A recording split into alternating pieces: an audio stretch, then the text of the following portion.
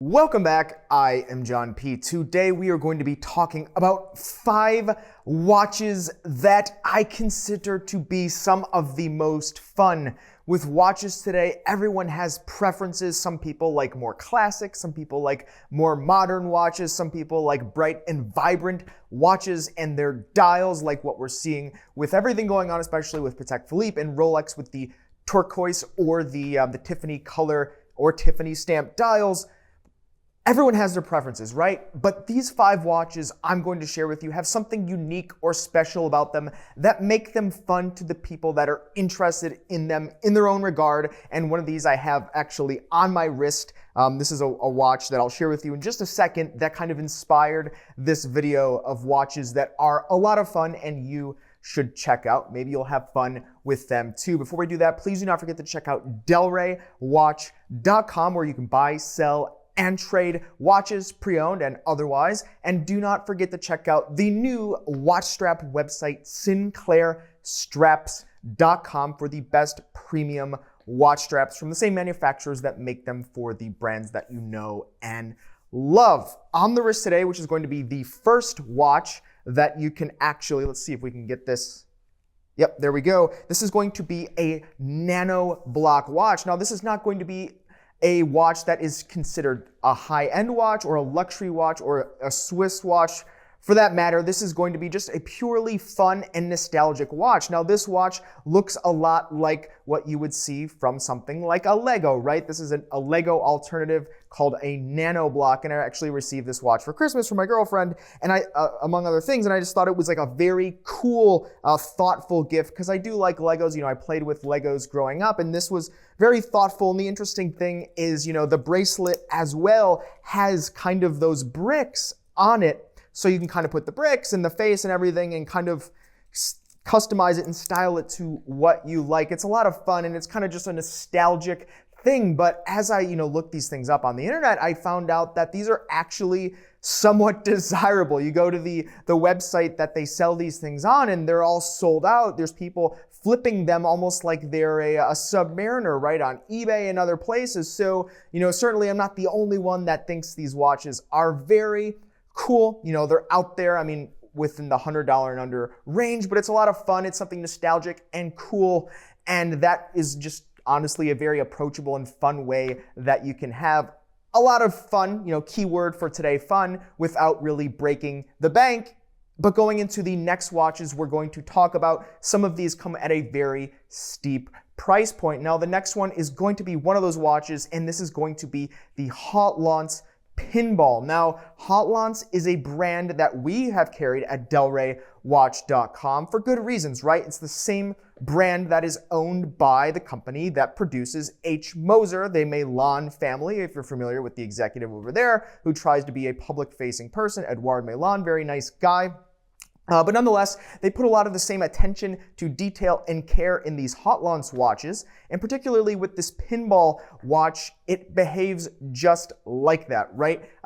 It's a pinball game. You can see in the photograph, you can play kind of a rough pinball, nothing that you would see in an arcade, but that's kind of the point here. Now, it's not something that you would really use to keep time, although it does claim to have some components from a repeater complication or mechanism that make up how the pinball works, but it's just very cool, right?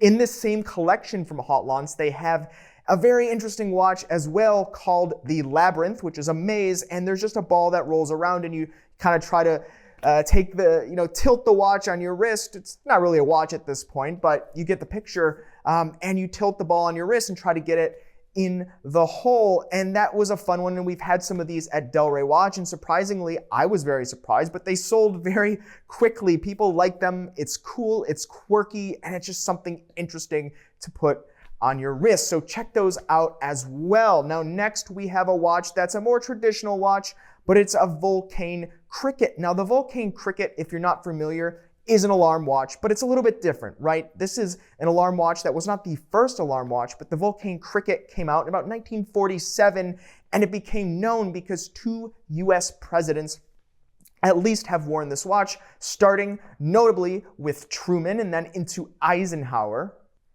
And this has kind of became known as the president's watch. So you'll see that sometimes in some of the Vulcain literature because they still produce the watches up until today, even though maybe there's been some change in hands at who's actually producing the watches. But the Vulcain Cricket is very much alive. And the interesting thing is everyone that I know that collects Vulcain Crickets, Eric and Charlie, two friends of mine, you may know them, Clubhouse Charlie or Eric Wynn. They love the Vulcain Cricket, but it's kind of like an inside joke between Vulcain Cricket owners to kind of just buzz off the watches and set the alarms off at kind of just opportune moments, just kind of funny moments when the crickets go off. And it's always something you see at like watch collector meetups. They have a lot of fun with these crickets because it's not your typical alarm watch, right? It's not something like a Tudor Advisor or maybe you would see out of a Memovox. The Vulcain Cricket was made to sound kind of like the cricket, and it has a different mechanism for the most part than other alarm watches inside with an extra case, which kind of creates that more of a buzzing sound instead of kind of like a chime or a gong. So the Vulcain Cricket, everyone that I know that has one has a ton of fun, and it's more traditional watch than the previous watches that I mentioned. Now, next we have a watch that if you use its special feature, you'll have a lot of fun, may come at a price tag, or you may even get into some trouble, legal, depending on where you are. This is going to be a Breitling Emergency 2. Now, if you're not familiar, Breitling has produced the Emergency and the Emergency 2. And this is a watch that features an emergency beacon on the inside. You unscrew a crown, you pull it out, and this releases a signal out there that uses satellites that alerts the local authority that that goes on these missions to rescue people that are on expeditions or mountain climbing, things like that. It kind of releases this beacon and eventually the satellites pick it up and they send a crew to your location, depending on the country that you're in. You know, I'm not sure that this would work in the most remote places in the world because there just may not be a crew to come get you in that region and jurisdiction. But the reality is if you do launch this beacon, someone, depending where you're at, will come find you, and there may be a price tag, especially if there's not an emergency. So just kind of the whole experience, I think, would be a lot of fun and interesting. This is something you need to use at your discretion and take that into consideration. But like, how fun would that be to actually use that? Now, it might be that you're in serious danger or harm's way, in which case that's not the fun part about it, but I just would like to kind of see the Breitling Emergency in action because this is a watch that whenever it comes through the door of any watch dealers, pre-owned or jewelry stores, historically, since I've been in the watch industry and known people in the watch industry as well, prior, this has always been a watch that has always been very cautioned on taking it in. Does it have the beacon? Does it not have the beacon? Servicing it comes with extra hassle because what if you accidentally set off the beacon? And this is something watchmakers don't like to touch. It has to go back to Breitling, and even then, you know, what happens? So it's always kind of that fun, quirky watch that watch dealers maybe are not too excited to bring in the doors, but I personally think it would be very interesting and maybe, depending on the circumstance,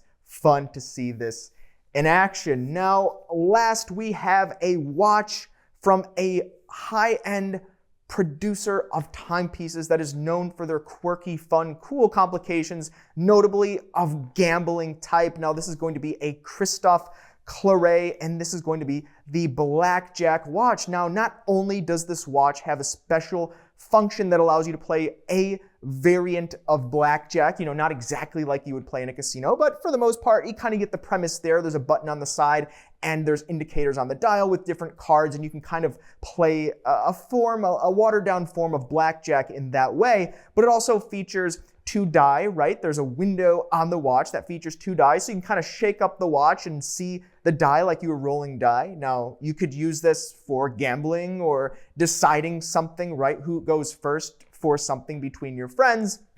You could use die for so many things, and that's pretty cool. But on the flip side of the watch, and this is what so many people love and find it's just fun because you can kind of like fling around this watch and see the results, is there's a roulette wheel on the back of the watch. Now, how it kind of works is the rotor or the winding mass, which winds the watch, does feature this roulette wheel, and the wheel itself kind of spins, and it features a mechanism that when you're not moving enough, it stops, and that's what allows the watch and you, the reader, to be able to determine what the number is that you spun on the roulette wheel. And there's an indicator on this variant of the watch instead of a ball that acts as the ball. So that kind of stays placed, and then the rotor or the winding mass moves, and that's how you determine what the number is. And that's just so much fun. But the reality is this watch does come at a retail price of around $200,000 US when it was unveiled, maybe a decade ago at this point. I remember seeing this watch in an authorized dealer before I was even a dealer at that point, just more of a flipper or trader. And I saw that and I really thought that was so amazing. And for the time, there were not that many watch manufacturers or independents making these cool complications. So I really loved and enjoyed it when I saw it, but the reality is not a lot of people bought the watch, even though it was produced in small numbers because of the hefty price tag. You can find a few out there floating around at about $100,000 US, so about half roughly of what the retail was. But the reality is if you want something cool and quirky and fun from a very high-end manufacturer like that, some people really do just put that in their collection, and maybe they're a gambler and that's how they want to celebrate a big win or something like that. But what do you guys think? Are there any other cool or fun watches that you just think are so much more fun, setting aside the fact that they are a watch and just what extra value they bring because of the fun and quirky factor? I would love to see it and hear it in the comments below. Please do not forget the thumbs up, like, and subscribe. I do appreciate it. You can find me on Instagram, TheRealJohnP. Thanks, guys. You've been chatting with John P. Ciao.